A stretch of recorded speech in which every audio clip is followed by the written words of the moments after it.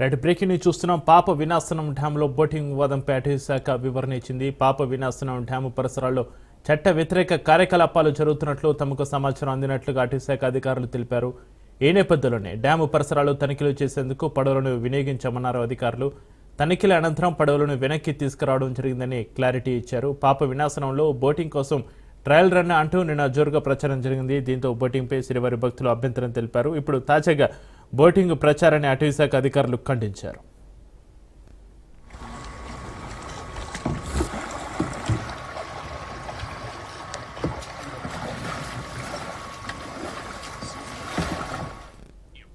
పాప వినాశనం డ్యాంలో బోటింగ్ వివాదంపై అటవీ శాఖ వివరణ ఇచ్చింది. పాప వినాశనం డ్యాం పరిసరాల్లో చట్ట వ్యతిరేక కార్యకలాపాలు జరుగుతున్నట్లుగా తమకు సమాచారం అందినట్లుగా అటవీ శాఖ అధికారులు తెలిపారు. ఈ నేపథ్యంలోనే డ్యాము పరిసరాల్లో తనిఖీలు చేసేందుకు పడవలను వినియోగించామన్నారు అధికారులు. తనిఖీల అనంతరం పడవలను వెనక్కి తీసుకురావడం జరిగిందని క్లారిటీ ఇచ్చారు. పాప వినాశనంలో బోటింగ్ కోసం ట్రయల్ రన్ అంటూ నిన్న జోరుగా ప్రచారం జరిగింది. దీంతో బోటింగ్పై శ్రీవారి భక్తులు అభ్యంతరం తెలిపారు. ఇప్పుడు తాజాగా బోటింగ్ ప్రచారాన్ని అటవీ శాఖ అధికారులు ఖండించారు. ఇక ఈ ఘటనకు సంబంధించిన మరింత సమాచారాన్ని మా ప్రతినిధి సురేష్ ఫోలన్ అందిస్తారు. సురేష్, రైట్ చక్రి ఏదైతే తిరుమలలో ప్రధానంగా 5 డ్యాములు ఉన్నాయి. ఇందులో ప్రధానంగా పాప వినాశం డ్యామ్ లో బోటింగ్ జరిగింది సంబంధించి పూర్తిగా అటవీ శాఖ క్లారిటీ ఇచ్చింది. నిన్న ఉదయం బోటింగ్ జరిగిన దృశ్యాలు సామాజిక మాధ్యమాల్లో మీడియాలో వైరల్ గా మారింది. ఆ బోటింగ్ కు ట్రయల్ నిర్వహించారు. పూర్తి స్థాయిలో ఇకపై బోటింగ్ నిర్వహించబోతున్నారనే క్లారిటీకి భక్తులు అక్కడ ఉన్న స్థానికులు వచ్చేసి ఆ రకంగా అటవీ శాఖ స్పందించింది. తిరుమల తిరుపతి దేవస్థానం అనుమతితోనే పాప వినాశం డ్యామ్ అటవీ ప్రాంతం ఉంది కాబట్టి అక్కడ ఎర్రచందనం చట్ట వ్యతిరేక కార్యక్రమాలు జరుగుతున్నాయి. దానికి సంబంధించి సర్వే చేయడానికి మేము వెళ్ళాం కాబట్టి టీటీడీ అనుమతులను తీసుకున్నాం. ఎక్కడ కూడా బోటింగ్ సంబంధించి ట్రయల్ నిర్వహించడం జరగలేదు. ఆ రకంగా మేము వివరణ ఇస్తున్నామని వివేక్ స్పందించే జిల్లాపై అటవీ శాఖ అధికారి. అయితే దీని భక్తులు ఆగ్రహం వ్యక్తం చేస్తున్నారు. చట్ట వ్యతిరేక కార్యక్రమాలు జరుగుతున్న సమయంలో టీటీడీ, పోలీస్, విజిలెన్స్ మొత్తం సంయుక్తంగా ఆపరేషన్ చేసుకోవచ్చు కదా. ఆ రకంగా టీటీడీ డ్యామ్ లో బోట్ లో ట్రయల్ నిర్వహించే అవసరం ఏముందని ఆరోపిస్తున్నారు. అయితే పూర్తి స్థాయిలో అటవీ శాఖ వివరణ ఇచ్చింది. ఇది బోటింగ్ సంబంధించింది కాదు.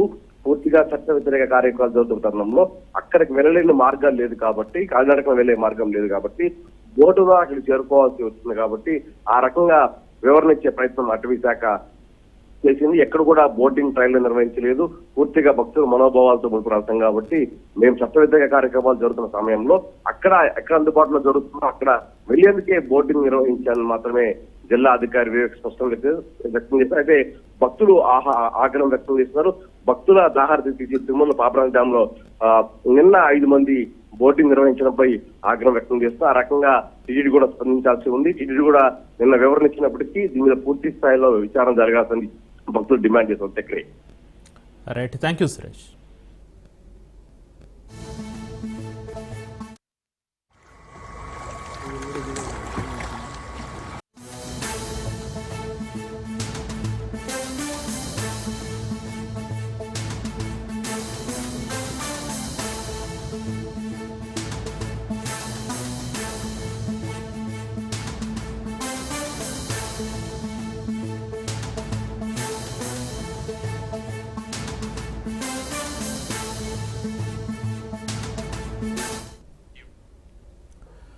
మరో బ్రేకింగ్ న్యూస్ చూస్తున్నాం. కడప జెడ్పీ చైర్మన్ ఎన్నికపై వైసీపీకి టీడీపీ షాక్ ఇచ్చింది. చైర్మన్ ఎన్నికను నిలిపివేయాలని టీడీపీ జెడ్పీటీసీ జయరామిరెడ్డి హైకోర్టును ఆశ్రయించారు. ఖాళీగా ఉన్న ఒంటిమిట్ట, పులివెందుల జెడ్పీటీసీ స్థానాలకు ఎన్నికలు నిర్వహించకుండా చైర్మన్ ఎన్నిక జరపడంపై టీడీపీ అభ్యంతరం వ్యక్తం చేసింది. చైర్మన్ ఎన్నిక వాయిదా వేసి 2 జెడ్పీటీసీ స్థానాలకు ఉప ఎన్నికలు జరపాలని పిటిషన్ దాఖలు చేసింది. జెడ్పీ చైర్మన్ ఎన్నిక ఆపాలంటూ హైకోర్టులో మరికొన్ని పిటిషన్లు దాఖలు కావడంతో రేపు జరగాల్సిన జెడ్పీ చైర్మన్ ఎన్నికపై సందిగ్ధత నెలకొంది.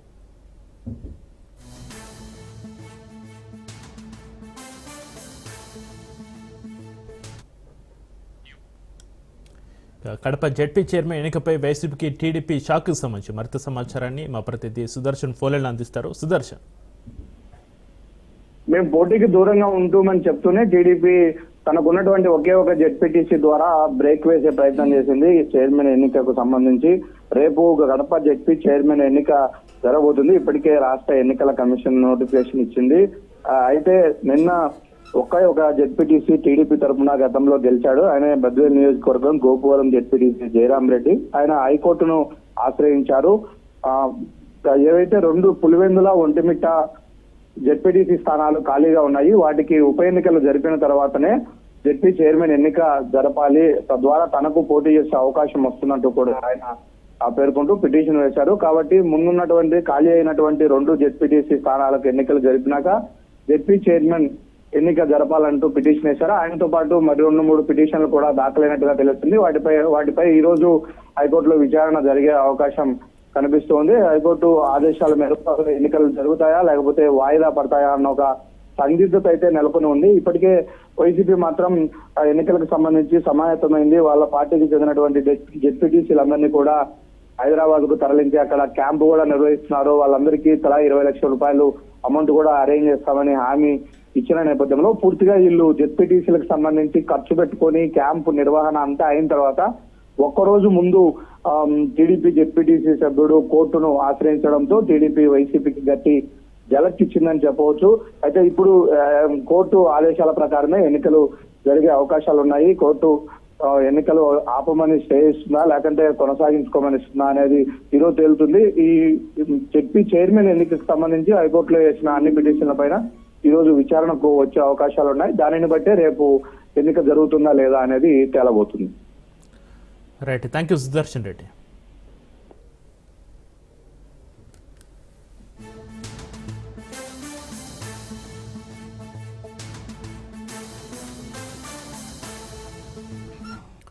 ఇక విజయవాడలో రాష్ట్ర ఎన్నికల కమిషనర్ను వైసీపీ నేతలు కలిశారు. ఎన్నికల కమిషనర్ నీలం సాహ్నికి ప్రకాశం జిల్లా ఎర్రగొండపాలెం 5 మండలాల ఎంపీటీసీలు ఫిర్యాదు చేశారు.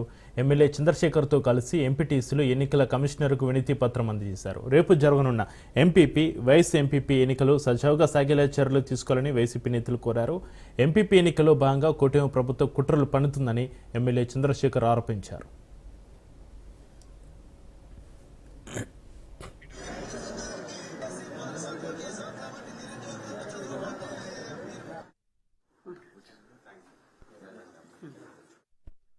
మరో బ్రేకింగ్ న్యూస్ చూస్తున్నాం. విజయవాడలో రాష్ట్ర ఎన్నికల కమిషనర్ను వైసీపీ నేతలు కలిశారు. ఎన్నికల కమిషనర్ నీలం సాహ్నికి ప్రకాశం జిల్లా ఎర్రగొండపాలెం 5 మండలాల ఎంపీటీసీలు ఫిర్యాదు చేశారు. ఎమ్మెల్యే చంద్రశేఖర్తో కలిసి ఎంపీటీసీలు ఎన్నికల కమిషనర్కు వినతి పత్రం అందజేశారు. రేపు జరగనున్న ఎంపీపీ, వైస్ ఎంపీపీ ఎన్నికలు సజావుగా సాగేలా చర్యలు తీసుకోవాలని వైసీపీ నేతలు కోరారు. ఎంపీపీ ఎన్నికల్లో భాగంగా కూటమి ప్రభుత్వం కుట్రలు పన్నుతుందని ఎమ్మెల్యే చంద్రశేఖర్ ఆరోపించారు.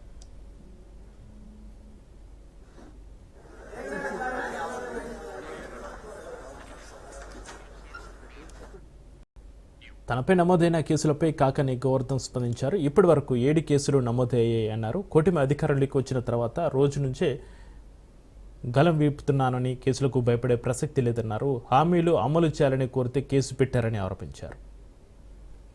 దాదాపుగా ఒక 6 కేసులు నమోదయ్యాయి. నిన్న 7వ కేసు ఇంకొకటి నమోదైంది. కాబట్టి నాకైతే ఈ ప్రభుత్వంలో కేసులు నమోదు చేయడం ఏదో కొత్త విషయంగా అనిపించడం లేదు. కారణం ఏమిటంటే వరుసగా కేసులు నమోదు అవుతున్నాయి కాబట్టి. నేను జూన్ 4వ తేదీ ఎలక్షన్ రిజల్ట్ వస్తే జూన్ 5వ తేదీనే విలేకరుల సమావేశం పెట్టి మాట్లాడాను. ఆ రోజు నుంచి వైఎస్ఆర్ కాంగ్రెస్ పార్టీ పక్షాన మా గళం విప్పుతున్నాం. తెలుగుదేశం పార్టీకి సంబంధించినటువంటి ఏదైనా చేసేటువంటి ఈ విధ్వంసాలను ఎప్పటికప్పుడు ప్రశ్నిస్తున్నాం. కాబట్టి అటువంటి బెదిరింపులకి భయపడేటువంటి ప్రసక్తి ఉండదు.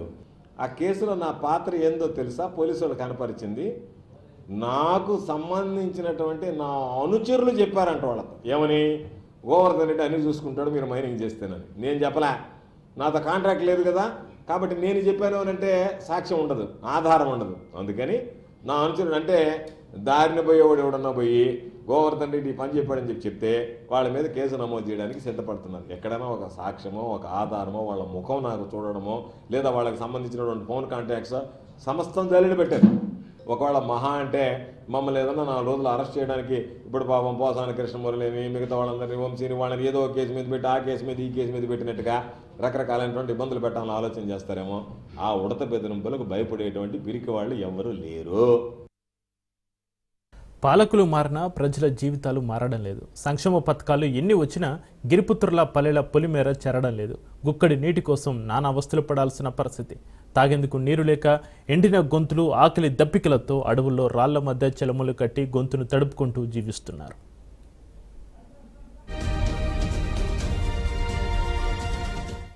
తరాలు మారినా అడవి బిడ్డల తలరాతలు మాత్రం మారటం లేదు. భద్రాద్రి కొత్తగూడెం జిల్లా అశ్వారావుపేట మండలంలోని గిరిజనులు ఇప్పటికీ అభివృద్ధికి ఆమడ దూరంలోనే ఉండిపోయారు. కన్నాయిగూడెం గ్రామ పంచాయతీలోని దట్టమైన అటవీ ప్రాంతం అభివృద్ధికి ఆమడ దూరంలో ఉంది. చదువులకు దూరంగా కనీస అవసరాల ఊసే లేకుండా పోయింది. నిత్యం సమస్యలతో సతమతమవుతున్నారు ఆ గూడెం ప్రజలు.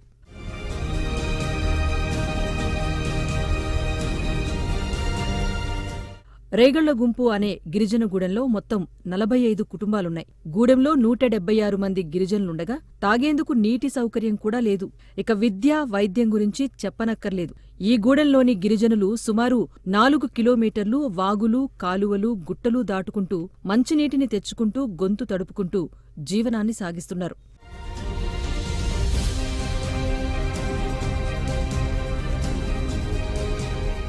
అయితే ప్రతిరోజూ అంత వ్యయప్రయాసలు పడలేక అక్కడే ఉన్న కాలువల మధ్య నీటి చలమలని ఆసరాగా చేసుకుని గొంతు తడుపుకుంటున్నారు అక్కడి గిరిజనులు.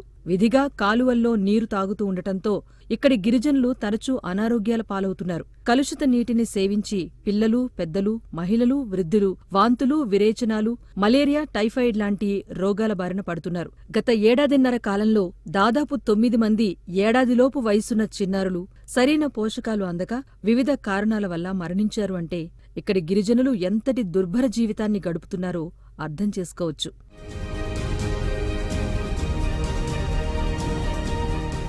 అలాగే ఈ గ్రామానికి చేరుకోవటానికి సరైన రహదారి సౌకర్యం లేక గిరిజనులు నరక యాతన అనుభవిస్తున్నారు. ఆపద సమయంలో గ్రామానికి అంబులెన్స్ కూడా రాలేకపోతోందని ఆవేదన వ్యక్తం చేస్తున్నారు. ఇక అర్ధరాత్రి సమయంలో ఆసుపత్రికి వెళ్లాలి అంటే నరకమే. దాదాపు 20 కిలోమీటర్ల దూరాన ఉన్న ప్రథమ చికిత్సా కేంద్రానికి చేరుకోవటానికి నడక మార్గమే దిక్కు. అత్యవసర సమయాల్లో వాహన సదుపాయం సైతం లేక ఆసుపత్రికి చేరలేక విడిచిన ప్రాణాలు ఎన్నో.